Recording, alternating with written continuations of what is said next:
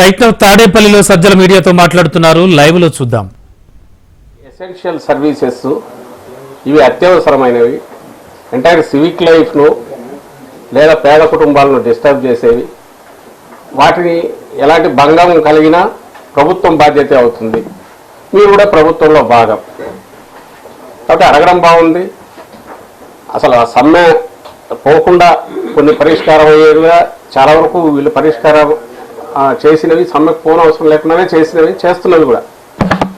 వీళ్ళందరూ కూడా అంతకుముందు సిఎస్ గారి దగ్గరికి వస్తున్నారు, నా దగ్గరికి వస్తున్నారు, మంత్రుల దగ్గరికి వెళ్తున్నారు. రెగ్యులర్ ఇదైతే ఉంది ఇంటరాక్షన్. బట్ సహజంగానే శాలరీ పెరుగుతుంది మనం సమ్మె లేకపోతే అన్నందువల్ల వెళ్ళి ఉండొచ్చు. కానీ అది సాధ్యం కాదు. దానికి ఉన్న పరిమితులు, దానికి ఉన్న ఇబ్బందులు మేము చెప్పిన తర్వాత వాటిని అర్థం చేసుకొని చేస్తే బాగుండేది. ఈరోజు ఇంకోటి రౌండ్ టేబుల్ అని చూసాం. సహజంగానే తెలుగుదేశం మొత్తం అక్కడ చేరారు. వీళ్ళందరూ ఎవరంటే జగన్మోహన్ రెడ్డి గారిని టార్గెట్ పెట్టుకుని ఏదో ఒక రకంగా పొలిటికల్ మైలేజ్ పొందాలనుకున్నారు. తప్పు కాదు, వాళ్ళకి ఆ ఇది ఉంటుంది.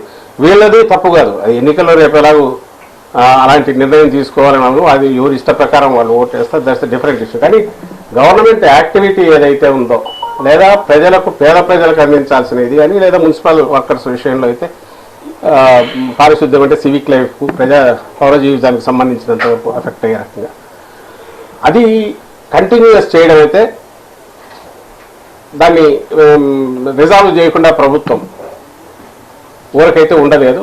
అది జరిగినప్పుడు సహజంగా అన్ని వైపులా నష్టం జరిగే ఇది ఉంటే దానివల్ల ఎవరికి ఉపయోగం లేదని చెప్పడం నా ఉద్దేశం. అది గతంలో కూడా చెప్పాం, మళ్ళీ చెప్తున్నాం. దయచేసి అర్థం చేసుకోవాల్సిందిగా కోరుతున్నాం. సార్ డెడ్ లైన్ పెట్టారు, డెడ్ లైన్ గడువు కూడా ముగిసింది. ఫర్దర్గా యాక్షన్ అనుకుంటున్నారు సార్. దాని ప్రకారం ఇప్పటికీ డోర్స్ ఆర్ ఓపెన్, వాళ్ళు చేయొచ్చు. వాళ్ళు దాన్ని ఏమంటారు, ఉద్యమం కానీ సమ్మె కానీ ఏది చేసినా దానికి ప్రాపర్ ప్రొసీజర్ ప్రకారమే నోటీసులు ఇవ్వడం ఏదో జరుగుతుంది, చూస్తారు.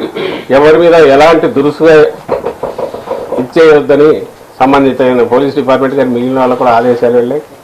ఓన్లీ థింగ్ ఈజ్ ప్రత్యామ్నాయ ఏర్పాటు చేయకపోతే ఈ సప్లై ఏదైతే ఉందో చేయాల్సిన డిస్ట్రిబ్యూషన్ కానీ మిగిలినవి, అలాగే పిల్లలను చూసుకోవడం, వీటి యాక్టివిటీకి సంబంధించినంత వరకు ఇబ్బంది వస్తుంది. కాబట్టి ప్రత్యామ్నాయ ఏర్పాటు చేసేటప్పుడు ఎవరైనా అడ్డం వస్తే సహజంగానే దాని మీద ప్రభుత్వం చర్యలు తీసుకోవాల్సి ఉంటుంది. అంతకుమించి వీళ్ళు సమ్మె చేస్తున్నందుకో లేదా రకరకాలుగా వాళ్ళు పరుషంగా మాట్లాడుతున్నందుకో లేక మేము ప్రభుత్వాన్ని దించుతామన్నందుకో అలాంటి వాటికి అయితే ఎవరు దురుసుగా ప్రవర్తించరు. ప్రభుత్వం వైపు నుంచి పూర్తి సమయవంతం ఉండమని ముఖ్యమంత్రి గారు చెప్పారు. గత ప్రభుత్వాల్లా కాదు. అని బాధ ఏంటంటే ఆ మాటల్లో జైళ్ళకైనా వెళ్దాం, ఏదైనా చేద్దాం అనడానికి ఇది ఈ డీల్ చేస్తున్నది ప్రభుత్వంలో అంతర్భాగమైన మీరు ప్రభుత్వం మీదే ఇది చెప్పి చేయడం అంటే చేయగలిగితే ఇప్పటికే చేసేవాళ్ళం, చేయలేని పరిస్థితి నాటి అర్థం చేసుకోమని ఇటుపక్క అడుగుతుంటే ఇది తెగేంత వరకు లాగడం అనేది కరెక్ట్ కాదు. ఆ తెగేంత వరకు లాగడం, తెంచడం అనేది మీ వైపు నుంచి వద్దు. ఇటువైపు నుంచి ఆ ప్రయత్నం అలాంటి ఇది ఉండనే ఉండదు. గవర్నమెంట్ వైపు మీరు చేయొద్దని ఉద్యోగులందరికీ విజ్ఞప్తి చేస్తారు.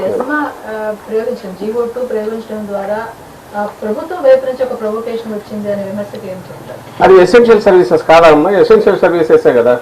కాదని ఎట్లా అనుకుంటారు నాకు అర్థం కావట్లా. ఇది కానీ రేపు మున్సిపల్ దీని కానీ పెట్టి అక్కడ కానీ ఇవి ఎసెన్షియల్ సర్వీసెసా కాదా? ఎసెన్షియల్ సర్వీస్ కాకుండా పెడితే అనుకోవచ్చు. కాదని మేము అనుకున్నామంటే కాదని అనుకోవడానికి ఎట్లా? దానికి ఉంది, ప్రొవిజన్ ఉంది కాబట్టి. అండ్ ఈరోజు ఈ లక్షలాది కుటుంబాలకు వీళ్ళకి చేరాల్సినవన్నీ చేరకుండా పోతే, ఆ పిల్లలకు అందాల్సినవన్నీ అందకుండా పోతే అది నష్టం ఎవరికి జరిగేది? నాట్ ఓన్లీ బడ్జెట్ ఇది కాదు. ఇప్పుడు వచ్చినవైనా సప్లై చేయకపోతే, మనం అనుకున్న ప్రభుత్వం అనుకున్నది చేయకపోతే, ఆ చేయాల్సిన అంగం ఏదైతే విభాగం ఏదో ఉందో అది పని చేయకపోతే, ఒక ఎసెన్షియల్ సర్వీసెస్ ఫెయిల్ అయినప్పుడు దానికి సంబంధించినంత వరకు ప్రభుత్వం దాని బట్టి మూవ్ కాక కుదరని పరిస్థితి ఉంటుంది కదా. దాన్ని ఎందుకు అర్థం చేసుకోరు? లేదు మీరు మన చంద్రబాబు నాయుడు గారు చెప్పమనండి, ఇది ఎసెన్షియల్ సర్వీస్ కాదు, వాళ్ళు ఉన్ననాళ్ళు రోడ్డు మీద ఉండమని చెప్పండి. మీరు ఓదాలు పెంచకపోయినా కూడా, అలాగే పిల్లలకు అందకపోయినా పర్లేదు, అలాగే ఆ పేద తల్లులకో గర్భిణులకో బాలింతలకు వాళ్ళకు ఈ గవర్నమెంట్ సపోర్ట్ అందకపోయినా పర్లేదు అని అంటారా? వాళ్ళు అనేది ఒకటే, అడిగింది ఇచ్చేసేయండి వాళ్ళు వెళ్తారు కదా అని అంటారు.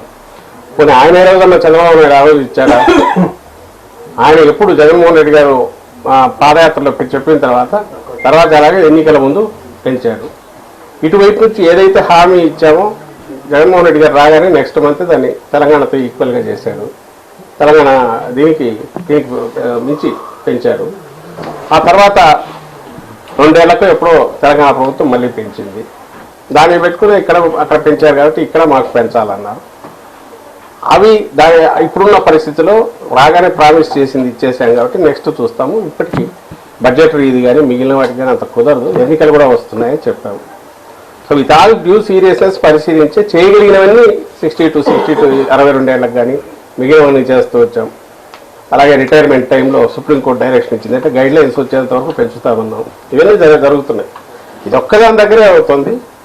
అది కూడా అన్యాయంగా అడిగినారు మేము ఆ రోజుల్లో, ఇప్పుడు చెప్పట్లేదు. బట్ ఇటువైపు నుంచి దాన్ని పెంచలేని పరిస్థితి ఉంది, దాన్ని అర్థం చేసుకోండి అని చెప్తాం. దాన్ని